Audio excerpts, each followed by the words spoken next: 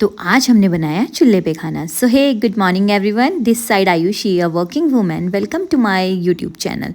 बड़ों को मेरा प्रणाम और छोटों को मेरा स्नेह भरा प्यार। मैं आयुषी आप सबका स्वागत करती हूँ देवभूमि उत्तराखंड के विश्वनाथ की नगरी उत्तरकाशी के वरुणा गंगा के तट पर बसे एक सुंदर से गाँव बसुंगा से। तो आज मेरे ब्लॉग की शुरुआत होती है सुबह 6:30 बजे से और मैं सबसे पहले किचन में आ जाती हूँ। लेमन ग्रास लेके मैंने सोचा इसको बॉईल कर लेती हूँ। आजकल ठंडा बहुत हो रहा था यार, जिस वजह से मैं थोड़ा लेट ही उठी थी। दूसरी तरफ मैंने सोचा चलो कद्दू भी काट लेती हूँ जब तक वो बॉईल होता है। तो चलो वो बॉईल ही हो रहा था, मैंने सोचा कद्दू छौंक भी देती हूँ क्योंकि उसको बॉईल करने में टाइम लगता है, आप लोग को तो पता ही होगा। फिर उसके बाद अब वो रेडी हो गया था तो अब बारी थी इसको इनटेक करने की। तो मैं अपने रूम में आ गई, मैंने सोचा रूम में जाके इनटेक करती हूँ। फिर मैंने उसे इनटेक किया। उसके बाद मैंने सोचा आज मैं बेडशीट चेंज कर लेती हूँ। फिर मैंने बेडशीट और पिलो कवर चेंज किए। फिर अपने प्लांट्स को पानी देके मेरे को याद आया कि अपने आउटडोर प्लांट्स को भी पानी देना चाहिए, तो मैं बाहर आउटडोर प्लांट्स को पानी देने आ गई। उसके बाद मैं किचन में आ गई थी। दादी ने हरी सब्जी काट के रखी थी तो मैंने सोचा इसे भी छौंक देती हूँ। तब तक अचानक से दादी की आवाज़ आती है तो मैंने सोचा चलो दादी को देखते हैं दादी क्या बोल रही है। तो जैसे ही मैं नीचे आती हूँ दादी ने कोदे की रोटी बना रही थी। वैसे तो मैंने बहुत सारी रोटियां बना के हॉट केस में रखी थी, पर दादी को शायद आज कोदे की रोटी खाने का मन हो रहा था, जिस वजह से दादी ने आज कोदे की रोटी बना दी नीचे।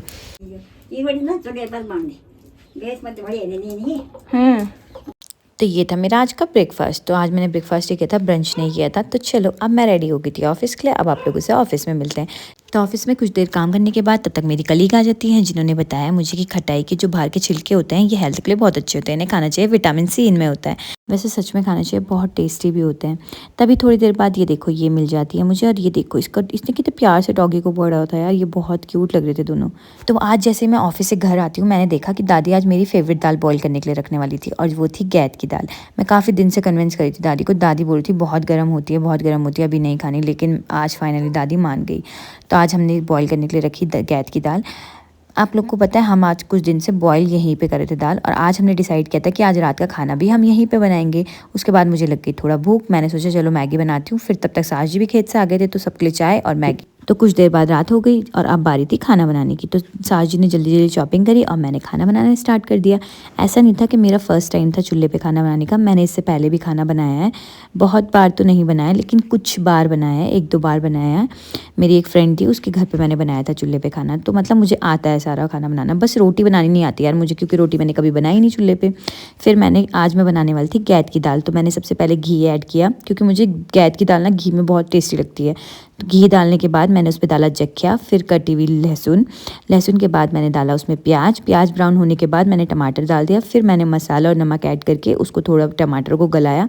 फिर मैंने उस पर थोड़ी सी बॉयल दाल ऐड कर दी और उसको थोड़ा घोट दिया ताकि दाल थोड़ा थिक हो जाए। होता है ना दाल अच्छी हो जाती है जब थोड़ा सा दाल घोट दो। फिर मैंने उसके बाद बाकी बची हुई सारी दाल ऐड कर दी और उसको थोड़ी देर खौलाया दाल को। फिर अब बारी थी दाल को हटाने की। दाल को हटा के मैंने रख दिया तवा। तो तवा मैंने रख तो दिया था लेकिन रोटी मुझे बनानी नहीं आती, ये मैंने आपको पहले ही बताया था। तो मैंने केवल बेला और सासू जी ने उसमें बनाई रोटी।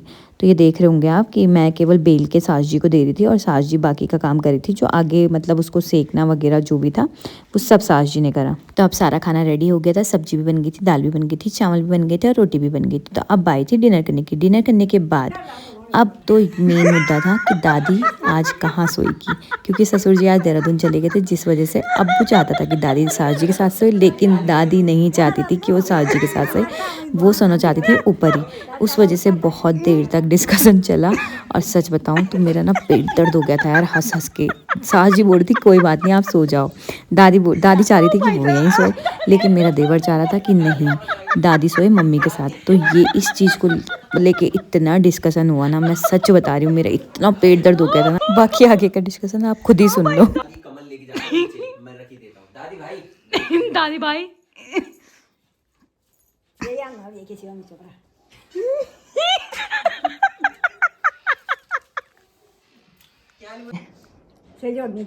अता कम्बल के रखे अंदर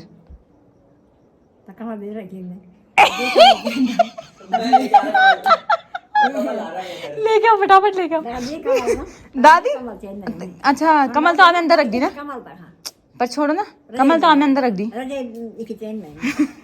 मिला के पर तू जानी चाहिए तो जानी चाहिए कुंडी लगाते हैं यार। वो देख दादी को गुस्सा आ गया बेटा। अबू अबू नाराज होके चले गए नीचे। अबू दादी नाराज होके चले गए तुमसे सीधा नीचे। तो चलो अब दादी भी नाराज होकर नीचे चली गई थी। आज के लिए बस इतना ही। अब आप लोगों से कल मिलते हैं। अभी के लिए bye bye, take care, good night.